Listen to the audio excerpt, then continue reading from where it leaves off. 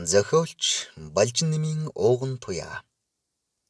Сэтгэлийн нүд. Өгүүлэг.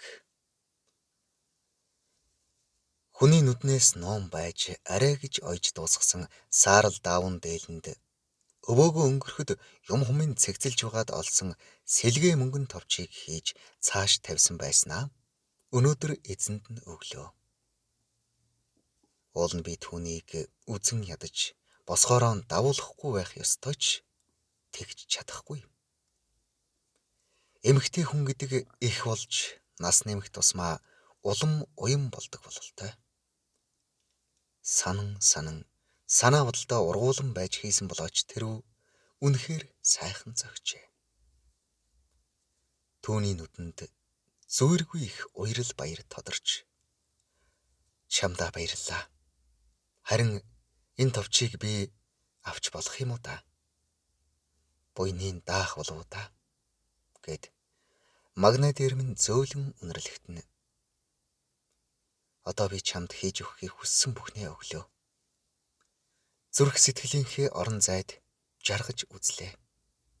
Хоёулаа замаа хөөйдөө гэж хэлэх гэсэн чи чадсангүй. Хэлэх үгний оронд нулимс төрүүлээд ам эвлэх янзгүй. Дэмэл товч яах вэ? Чи минь найрын 3 дугаараатай, наадмын 3 даваатай Монгол эр хүн. Энэ зэргийн товчны буян даалгүй яах вэ? Гэд уйлах гээд буугаа чадлаараа нуулаа. Уг нь би энэ хүний үр хүүхдийнх нь их болж үлдсэн насаа хамт өнгөрөөнө гэж итгэдэг байлаа.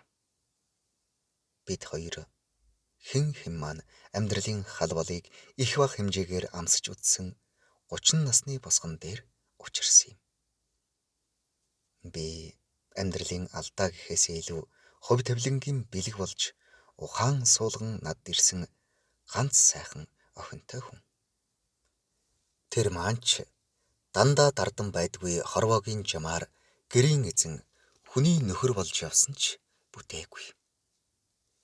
Амьдралын үйлийн үрээ үүрч нэгнээ хэмэлдэг хүний хорвоогийн ман дунд чичлүүлж, муулуулж, бас заримд нь ёройлогч яваа энгийн нэгэн эр хүн. Гүдэс шулуухан зантайч зөөлөн сэтгэлтэй энэ залуу амьдрал минь орж ирснээр бүрийд тосох бараатай, бүдрэхтэй сугдах ханьтай, төрсөн нь бишчгэлээ нялх үрмэн сэтгэлийн нөмөртэй, ээж минь шаазангийн ёроолд хутгаа ирлэхэн болж дутуу байсан орон зай дүүрээд ирсэн юм да. Алдаа оноог ухаж өнгөрснийг сэргээгээд яхав хэмээн би түүнээс урдах амьдрал салаад гадагшаа явсан гэх эхнэрийн тухай ганц ч удаа асууж байсангүй. Гэтэл үүндээ харамсах юм гэж яахан санах билээ.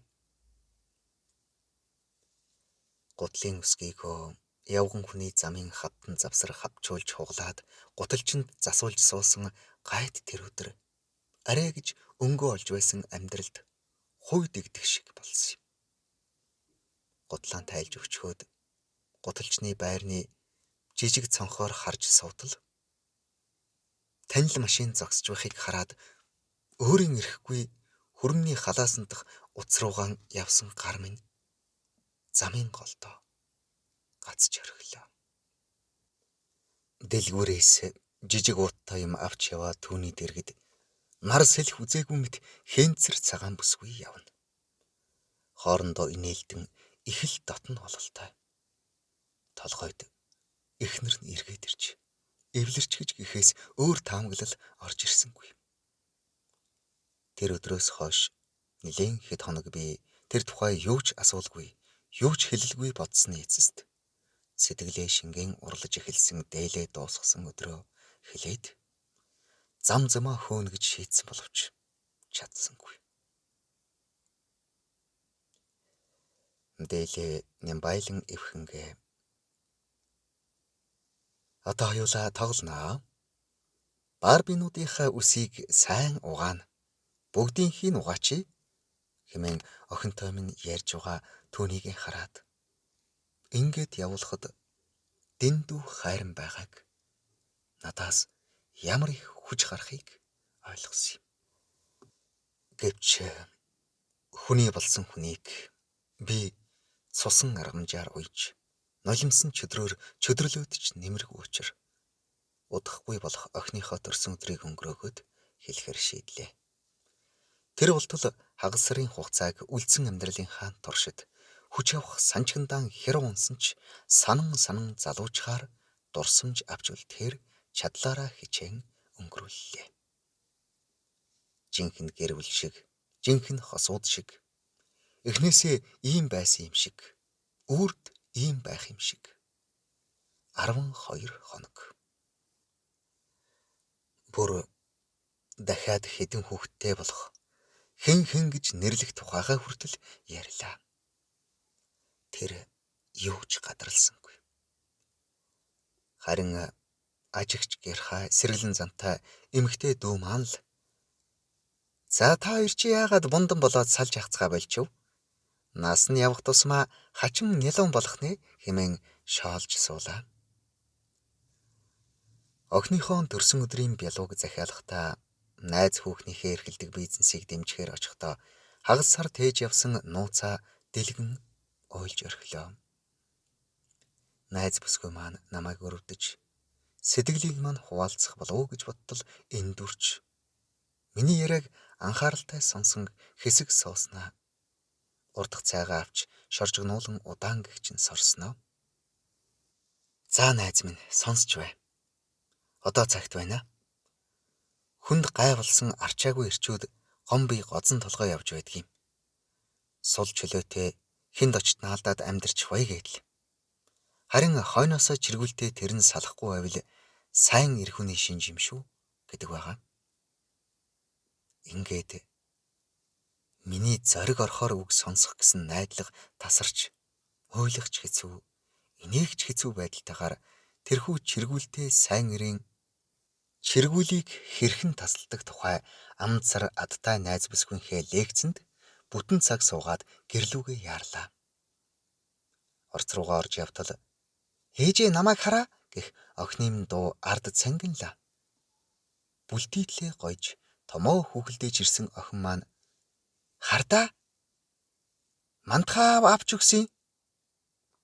Энэ болохоор гэрлээнэгийн бэлэг" хэмээн давхцуулан өглөнө. Ард нь инээмсэглэн ирж яваа нөгөө дэгжин хүүхэн бас тэр. Цус буцлах шиг болж охиныхоо гараас хүүхэлдэйг нь булааж аваад гэрлээ анигийнхэн нүдэн дээр мантхаа аавыг алгадахаар зэхлээ. Гэтэл өөдөөс маань хайр гэрэлтсэн харцаар инээмсэглэн харснаа. "Өө гэрлээ эгчтэйгээ танилцсан. Хараа энэ манай нагцын охин. Энхлэнд бэлэг сонгох гэж туслуулсан. Орцгой хуудаа" гэд толгойг нь уруу харуулan барьсан хүүхэлдэйг миний гараас аваад "Тайвшир даахөө" хэмээн зөөлөн шивнээд "Үүнийг чамд авсан юм. Ээж болсон өдрийн баярын мэнд" гэлээ. Нөгөө гудалчны цонхоор харж байхад бариад машин руугаа орж явсан уутгийг таниад ичих уйрах хоёр зэрэгцэн нулимсан дунд бүрэлцэх хоёр давхрын шатаар нялх хүүхэд шиг л хөтлүүлэн өгслөө. Тэр жилийн цагаан сараар хань маань хоёр ханцууг нь өргөн нарийн эмцснийг ч үл тоон миний нулимстай баяртай ойж дуусгасан дээлээр гоёлоо. Хоёр өөр эмцсэн ханцууг харах бүртэл сэтгэлийн нүд харанхуйлж явцуурахын цагт харах мэлмийч бас бүрэлцдэг гэдгийг ухаардаг юм. Нагц дүүтэйгээ явааг нь харсны дараа эргэлзээ төгшүүр дунд нэг ханцууг нь эмцсэн болохоор өөр болсон байх. Хүнд бод эрэг зүйл гэж сэтгэл зүрх оюун ухаан заяасан байтал харах төдий үзэгдэл сонсох төдий чимээнд итгэн туйлширдаг нь гайхалтай юм шүү. Хүнээс санаа зовхдоо түүндээ ханцууга болгоомжтой болж өгвөл хоёуланг нь битгий зэрэгцүүлээрэ гэж захидаг байлаа. Охиныхоо хайртай хүүхэлдэйг харах бүрийд нагц дүүгийнх нь нүдэн дээр алгадаад хүүхэлдээ шидээгүүдээ одоо болтол баярлаад бардаггүй. Хэрвээ тэр өдөр хайртай өвөөгийнхөө мөнгөн товчийг түүндээ өгөөгүй бол товчны тухай ярьж анхаарал сарнихгүй нус нулимстайгаа холилдон салах тухай хэлэх байсан байх. Хэрвээ тэр өдөр найз маань чиргүүлтэй залуучуудын тухай сургаалаа айлдаагүй бол нагц дүүтэй нь танилцалгүй бүх зүйл дуусах байсан ч юм билүү. Орчлонд дэмий өнгөрөх хором хугацаа тохиолдол гэж байдгүй бизээ. Зохилогдсон Балжин нэмийн ууган туяа. Уншсан Эрхэнбаярын Баттарч.